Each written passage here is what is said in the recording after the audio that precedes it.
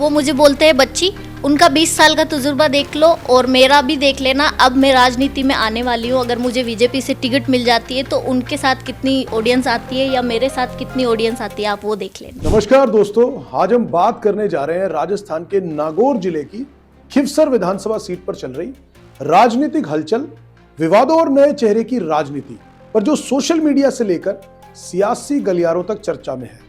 खिवसर हमेशा से राष्ट्रीय लोकतांत्रिक पार्टी यानी कि आरएलपी सुप्रीमो हनुमान बेनीवाल का गढ़ माना जाता रहा है, लेकिन 2024 के उपचुनाव में बीजेपी ने इस पर बड़ा दबदबा बनाया।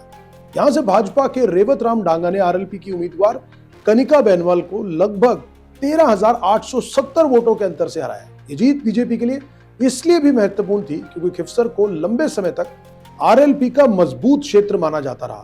हाल ही में एक sting operation video social media पर वायरल हुआ जिसमें कथित तौर पर बीजेपी, कांग्रेस और निर्दलीय विधायकों का धन भ्रष्टाचार का मुद्दा सामने आया।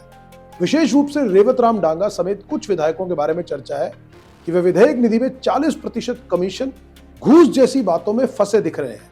अब ये वीडियो खिवसर के राजनीतिक माहौल को और गर्माता दिख रहा है। विपक्ष और समर्थक दोनों ओर इसकी अलग अलग व्याख्या हो रही है। कुछ लोग इसे ग्रामीण राजनीति में असली मुद्दों की पहचान बताते हैं, तो कुछ इसे सियासी जमाव या विरोध का हथियार भी मानते हैं।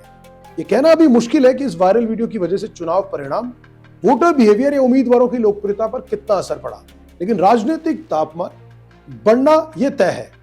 उपचुनाव जीतने के बाद रेवत राम डांगा ने हनुमान बेनीवाल पर तीखी प्रतिक्रिया दी और उन्होंने कहा था कि गढ़ साम्राज्य या राजनीतिक अधिकार किसी एक नेता का निजी क्षेत्र नहीं होता। उनका कहना था कि जनता ने निर्णय देना है और जनता ने इस बार उन्हें चुना है, ना कि किसी सामाजिक नेता को। उनके इस बयान ने राजनीतिक दुश्मनी की जो टोन सेट की थी, उसने खिवसर की राजनीति में आगे विवादों के सारे रास्ते खोल दिए। खिवसर सीट की राजनीति सिर्फ नेताओं के ऐतराज तक सीमित नहीं थी। यहाँ समर्थक और स्थानीय लोग भी अपनी राय और भावनाएं जाहिर कर रहे थे कि उदाहरण के तौर पर कुछ समर्थकों ने जीत पर दिल्ली जोखिम लगाई, तो अगर हनुमान बेनीवाल जीतेंगे तो ये वाला ले जाएंगे और अगर रेवत राम डांगा जीतेंगे तो वे ले जाएंगे। इस तरह की चर्चा यह बताती है कि जनता अपने अंदाज में भी राजनीति को गंभीरता से ले रही है। इस प्रकार की शर्तें, माहौल और दावा प्रत्याक्ष अक्सर ग्रामीण और स्थानीय राजनीति में सार्वजनिक संवाद को मजबूती देती है। अब राजनीति के मंच पर एक नई आवाज उभर कर आई है, गौरी नागौरी, जिसका असली नाम तस्लीमा है। एक फेमस डांसर और बिग बॉस प्रतियोगी ने इस खिवसर राजनीति में सीधे कूदने की इच्छा जताई। गौरी नागौरी ने मीडिया से बातचीत में कहा कि मैं बच्ची नहीं हूं और उन्हें प्रतीकात्मक रूप से हनुमान बेनीवाल को खुली चुनौती दी। उसने स्पष्ट किया कि अगर बीजेपी उन्हें टिकट देती है तो वह खिवसर से चुनाव लड़ेंगी और हनुमान बेनीवाल को हरा सकती हैं। यह बयान राजनीतिक हलकों में चर्चा का कारण बन गया, खासकर इसलिए क्योंकि यह साफ साफ शोरूम राजनीति से हटकर एक लोकप्रिय कलाकार का राजनीतिक मंच पर आना दिखा रहा है। अब सवाल यह कि क्या वायरल वीडियो का मुद्दा खिवसर की सियासत और वोटर बिहेवियर को और बदल सकता है? क्या गौरी नागौरी जैसी नई आवाज भविष्य में पार्टी टिकट मिलते ही चुनाव को रोमांचक बनाएंगी या फिर जनता अपने निर्णयों पर कायम रहेगी? ये सवाल फिलहाल खुला है। राजनीति में सत्ता, प्रचार, लोकप्रियता और मीडिया भूमिका सब मिलकर इस तस्वीर को आकार देते हैं। जनता अपने मुद्दों और पहचान के आधार पर निर्णय लेती है।